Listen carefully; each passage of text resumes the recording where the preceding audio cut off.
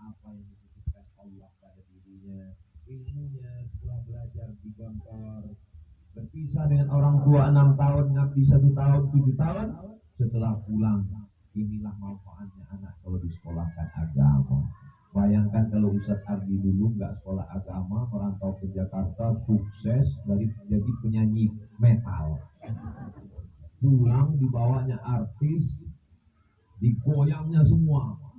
Warga kampung ikut goyang, patah-patah semua. Tapi karena beliau disekolahkan agama oleh mama, papa, akhirnya beliau pulang membawa sekolah agamanya, dan dia ingin anak-anak kampung halamannya seperti dia, bahkan lebih daripada itu. Maka saya yakin dan percaya tahun 2022 kita buka, 20 tahun akan datang, 2042 alumni-alumninya muncul lagi seperti Ustadz Ardi. Amin. Ini Ustadz Ardi ini makhluk unik yang perlu dibudidayakan. Mesti diperbanyak orang-orang seperti ini. Makanya dalam hadis Nabi, kalau kita ketemu orang baik, doanya kassarallahu amsalak. Kalau ketemu sama orang baik, kassarallahu amsalak, semoga Allah memperbanyak orang seperti kamu. Ustadz Ardi, kassarallahu amsalak, semoga Allah memperbanyak orang seperti Ustadz Ardi. Bayangkan kalau ada 1000 aja orang seperti Ustadz Ardi, berarti sudah berdiri 1000 TPQ, 1000 karantina, 1000 majelis taklim, TMKP. Akhirnya karena diulang-ulang dan mata tidak terfokus ke S-Doger, ingat juga. Nah, kassarallahu amsalak. Dan 1, 2, 3 di antara orang-orang seperti Ustadz Ardi ini nanti adalah anak bapak ibu sekalian. Dunianya dapat, akhiratnya dapat. Ada orang akhiratnya dapat, dunia nggak dapat. Ada orang dunianya dapat, akhirat nggak dapat. Yang lebih mengerikan, dunia pontang-panting, akhirat masuk neraka. Na'udzubillah. Jadi Allah berjanji, la in syakartum, kalau kamu syukuri, la azidannakum, maka akan aku tambah.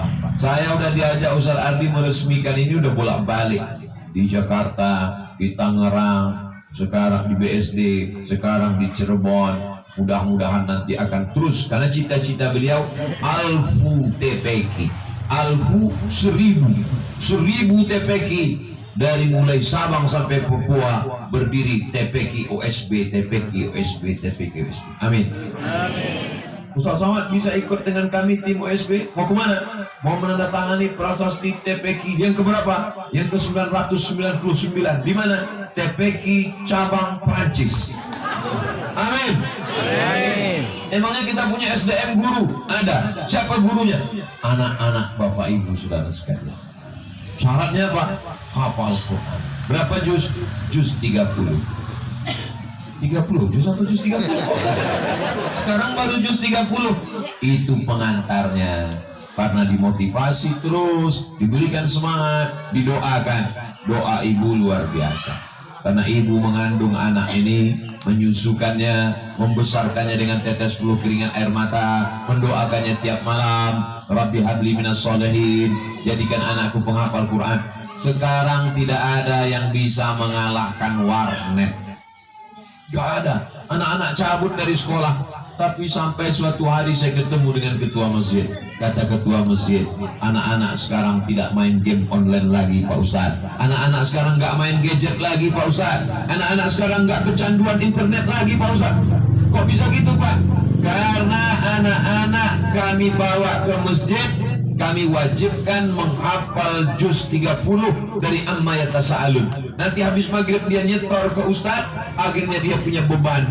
Setiap dia mau main gadget, dia ingat bebannya. Amma Yatasa'alun anin naba'il azim alladzi hum fihi mukhtalifun kalla saya'lamun tsumma kalla saya'lamun. Dia sendiri meninggalkan handphone. Kalau kita yang ngomong kita capek. Ibu kalau ngomong terus, jangan main handphone, jangan main handphone, jangan main handphone. Dia balasnya satu katanya, mama main handphone. Jangan main gadget, jangan main gadget. Darah tinggi, kuman, jantung, koroner, naik semuanya. Yang turun cuma satu, asam urat. Maka ini apa yang dilakukan Ustadz Ardi dengan OSB-nya adalah meringankan beban ibu dan bapak. Beban ekonominya ringan, beban psikologis pikiran juga ringan. maka lahirlah anak-anak para penghafal Quran. Hari ini Abdul Somad datang, pengguntingan pita, tanda tangan prasasti.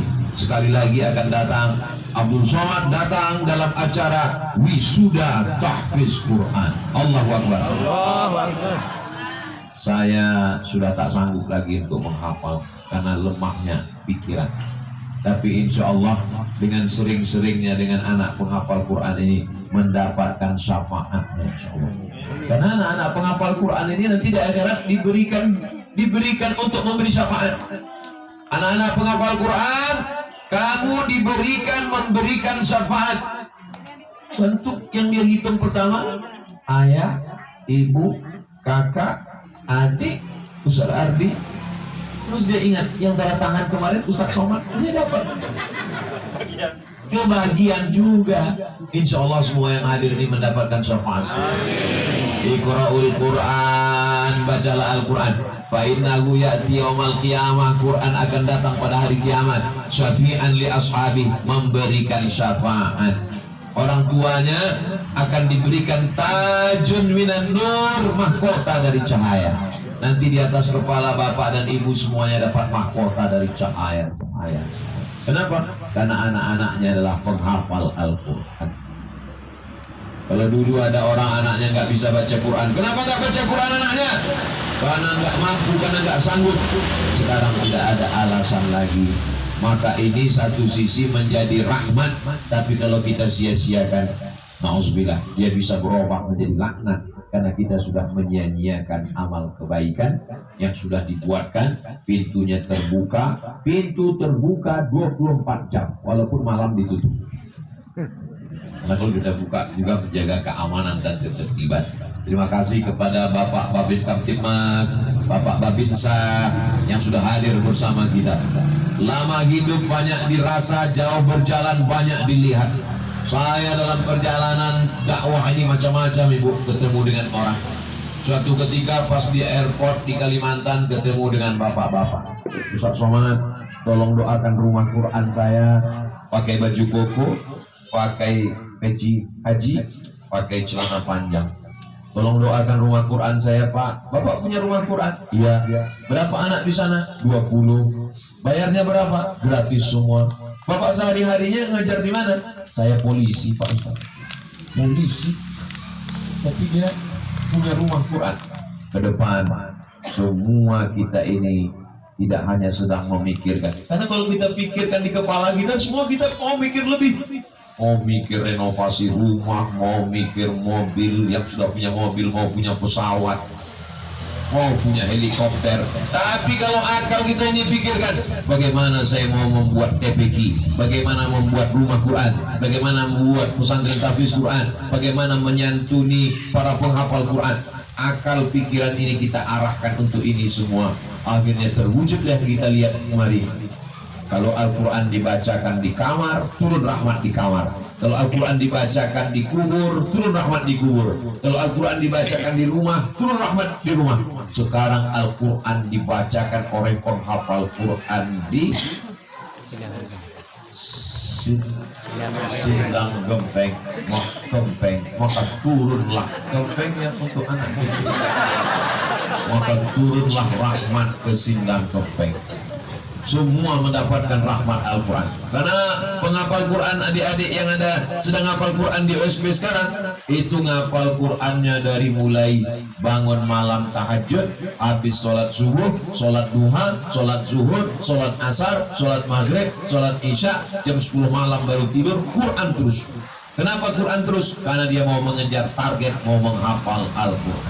Jadi jangan heran nanti kalau ibu bapak mana tahu lewat di sini mampir pas ditanya, adik apa kabar? Amma yatasaalun 'anil naba'il 'azim alladzi hum fihi mukhtalifun. Bukan dia sombong, karena targetnya mau menghafal Al-Quran. Semakin lama tausiah ini, semakin lama pula saya menahan air liur karena melihat soto mie Bogor. Akhirnya saya ucapkan selamat, sukses. Terima kasih kepada Bapak Ibu Saudara sekalian. Mudah-mudahan ini menambah keberkahan. Mohon maaf banyak kata-kata saya menyinggung perasaan tidak berkenan di hati. Aku qauli hadza astaghfirullah wa lakum. Wassalamualaikum warahmatullahi wabarakatuh.